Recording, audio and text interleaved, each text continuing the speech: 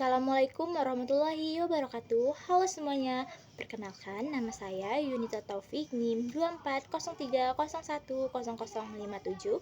Di sini saya akan mempresentasikan hasil ujian akhir semester saya untuk mata kuliah pragmatik, yaitu analisis wacana kritis.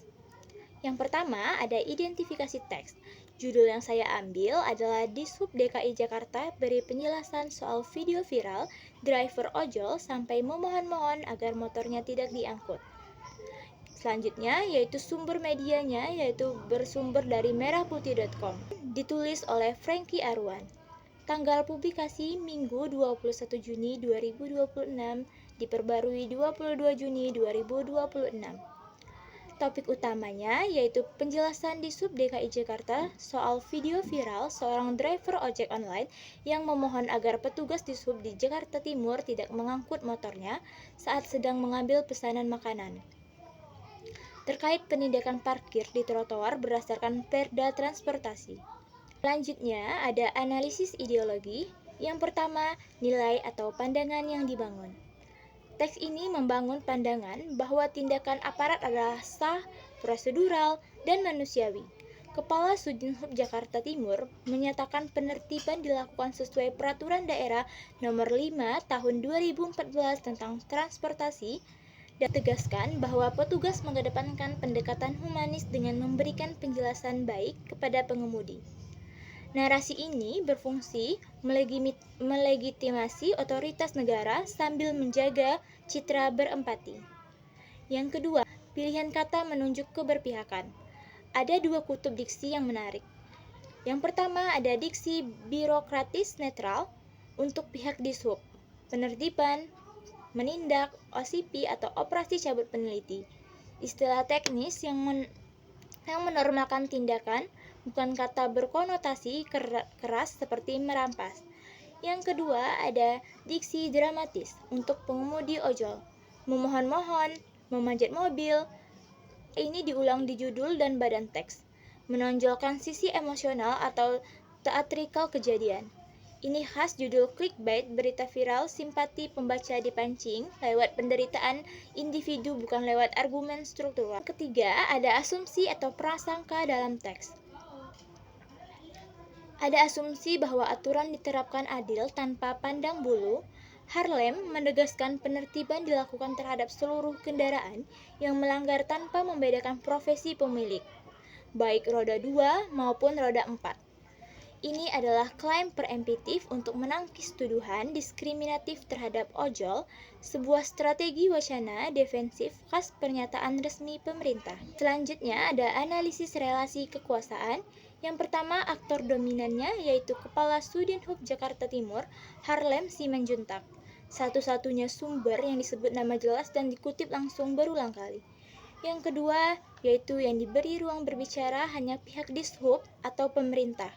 Semua penjelasan, alasan, dan pembelaan datang dari otoritas ini. Yang ketiga, yaitu yang tidak diberi ruang berbicara.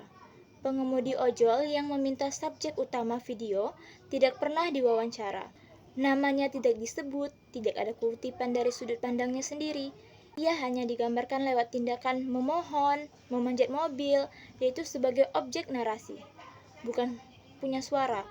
Komunitas atau asosiasi ojol secara umum juga tak hadir dalam teks. Selanjutnya, kelompok yang diuntungkan. Pemerintah, dishub, narasi tampilnya utuh dan tak terbantahkan. Juga pejalan kaki disebut sebagai pihak yang dilindungi haknya atas trotoar. Selanjutnya, kelompok yang dirugikan.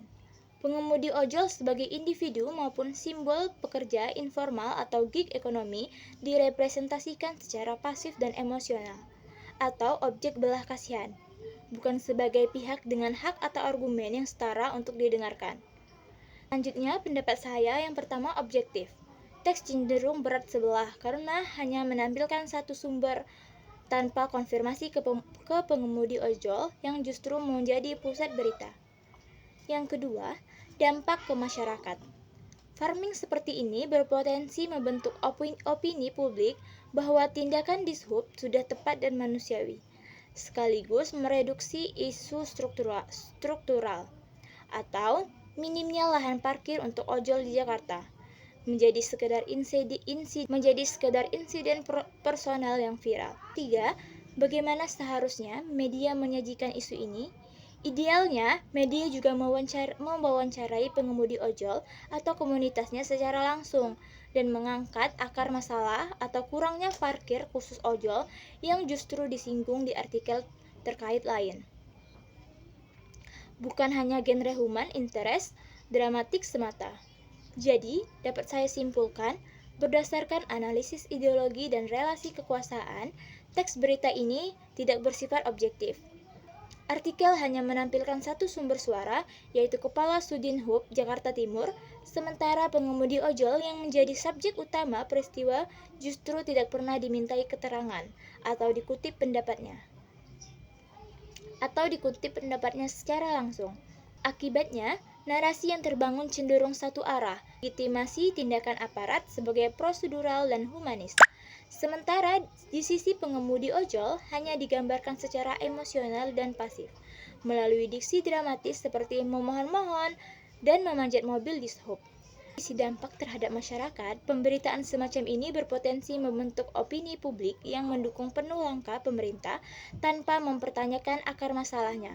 Minimnya fasilitas parkir khusus bagi ojek online di kawasan perkotaan. Persoalan struktural ini justru tereduksi menjadi sekedar insiden personal yang viral dan menghibur, bukan isu kebijakan publik yang layak dikritisi secara mendalam. Seharusnya, media dapat menyajikan isu ini secara lebih berimbang dengan memberikan ruang bicara kepada pengemudi ojol atau ojek online atau komunitasnya juga, sehingga pembaca memperoleh gambaran dua sisi yang setara.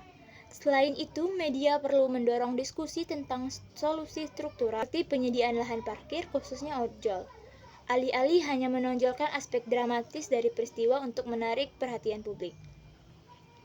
Baik, mungkin segitu saja yang dapat saya sampaikan. Mohon maaf bila ada kesalahan. Assalamualaikum warahmatullahi wabarakatuh.